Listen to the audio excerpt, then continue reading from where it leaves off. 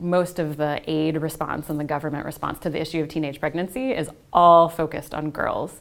But of course, girls don't become pregnant without there being a man involved.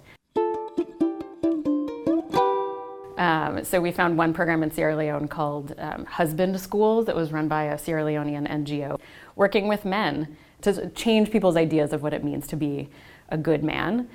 The Husband Schools, we have found some interesting examples of what people learned, which I think do connote a lot of progress, but not necessarily exactly what NGOs envision when they set out to run these programs. So we met a man who said, I used to sleep with a lot of other girlfriends, but now because of my experience in the Husband School, I know that my wife is a person with feelings and I don't want to hurt her feelings, so I don't tell her that I'm sleeping with all of these other women, which is slightly problematic for obvious reasons, and yet really actually does represent progress where this man sees his wife as a partner, as a human with feelings he doesn't want to hurt.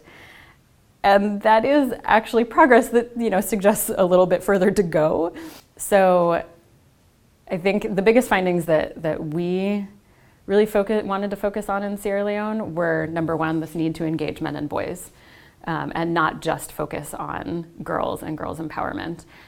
Girls are obviously very important, but girls are often the least powerful people in their situations. So the context around them has to change if their ability to exercise agency in their lives is going to change.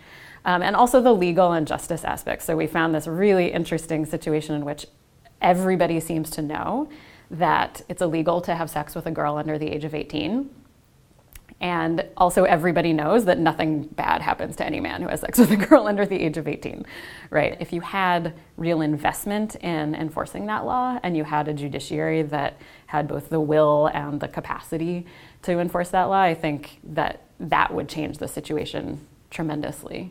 So that would be one start. And also education. The more girls are educated, the more that it's just a norm that girls go to school, equally to boys, that girls stay in school even if they have a child, that's just a right for them. I think that as that norm changes, you'll see the problem decrease significantly.